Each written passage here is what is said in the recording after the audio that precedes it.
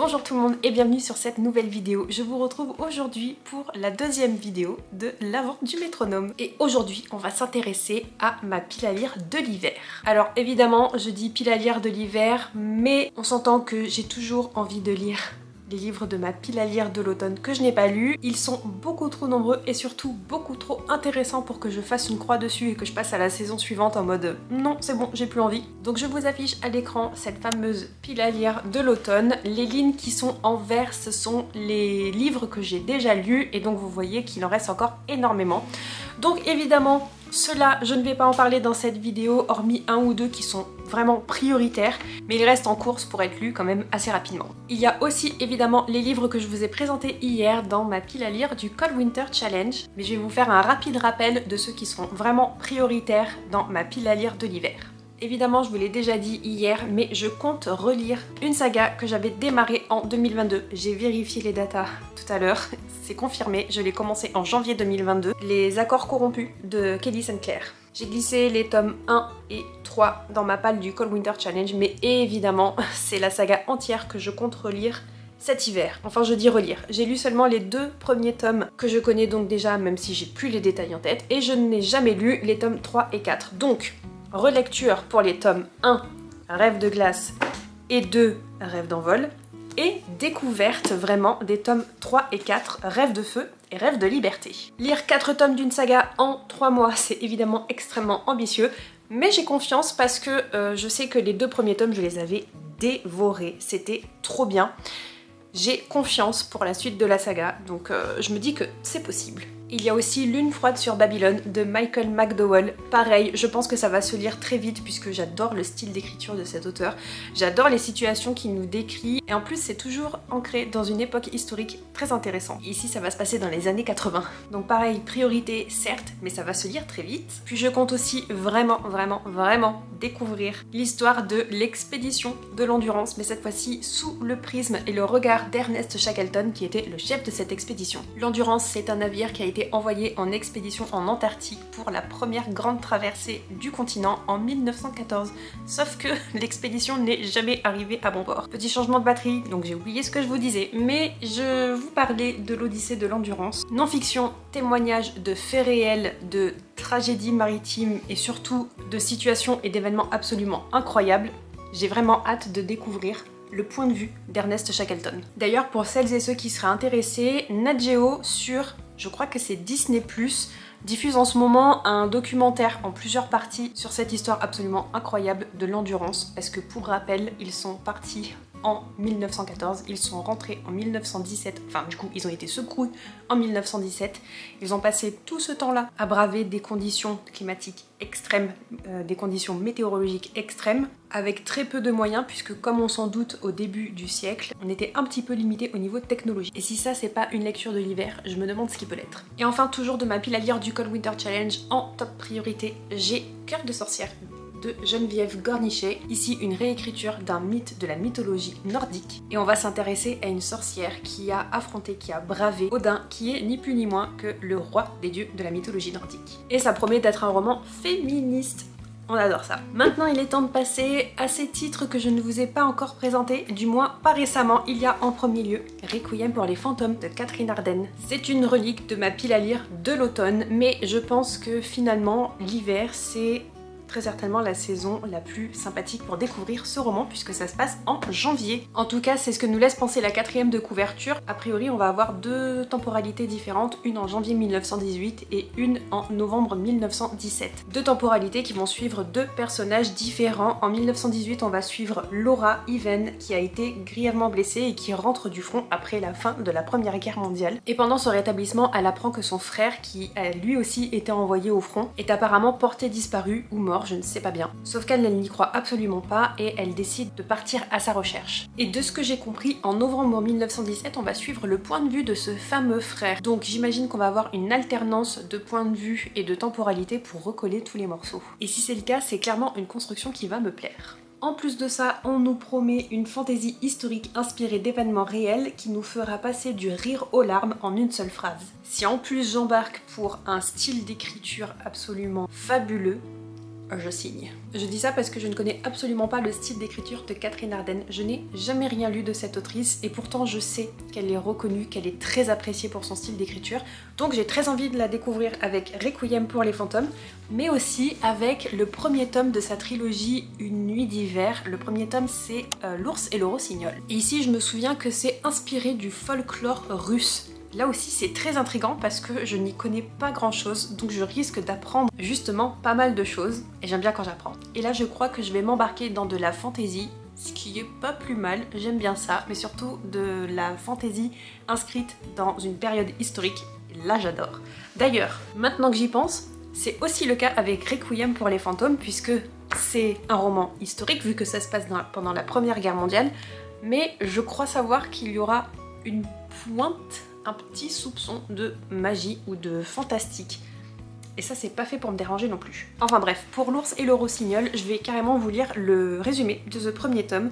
On nous dit « Au plus froid de l'hiver, Vassia adore par-dessus tout écouter, avec ses frères et sa sœur, les contes de Dounia, la vieille servante, et plus particulièrement celui de Gel, ou Morozko, le démon aux yeux bleus, le roi de l'hiver. Mais pour Vassia, ces histoires sont bien plus que cela.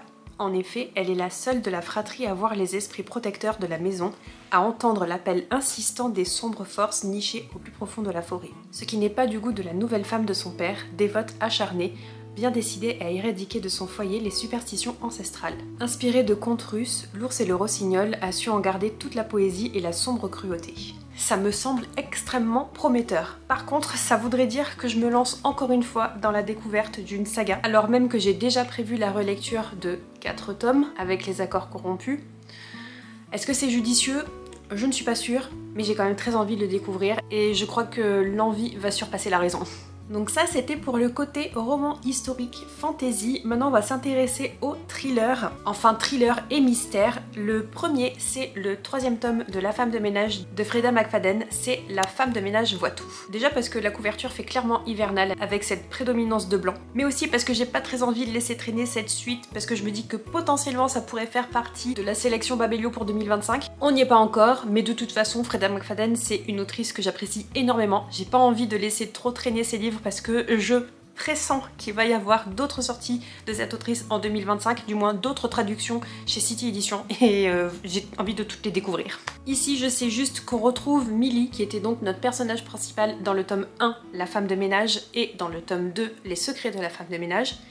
Et on la retrouve quelques années après la fin du tome 2. Elle a fondé sa petite famille, elle a emménagé dans sa nouvelle maison et cette fois-ci c'est ses voisins qui vont poser problème. C'est tout ce que je sais, je ne veux pas en savoir plus, je ne veux rien savoir de la construction, des plot twists potentiels, des personnages, qu'ils soient nouveaux, qu'ils soient anciens. Je veux juste le découvrir au fil de ma lecture. Et ça aussi, clairement, ça va être très vite lu à partir du moment où je vais l'avoir entre mes mains. Il va pas faire long feu. Et le second, thriller, mystère, je pense que lui aussi il va pas faire long feu quand je vais me lancer enfin dans sa lecture. Je l'ai acheté il y a quelques jours, je vous l'ai pas encore présenté en book-haul et je l'ai pas beaucoup vu sur les réseaux sociaux non plus. En fait je crois même que je l'ai pas vu du tout, hormis peut-être sur une publication de la maison d'édition. Mais il a été primé et comme j'ai la mauvaise manie d'enlever les grosses bannières rouges qui barrent les couvertures de livres, je ne me souviens plus quel prix il a reçu, mais c'est propre, de Alia Trabuco Serran. Et c'est un roman qui a été traduit de l'espagnol très récemment, il est sorti cet été je crois. Et pour pas vous dire de bêtises, je vais vous lire le résumé. Sachez simplement que je ne sais pas plus que ce que je vais vous lire. La fillette meurt. Voici le fait par lequel Estella commence son récit. Estella, qui a quitté sa famille dans le sud du Chili pour la capitale où elle travaille comme employée de maison.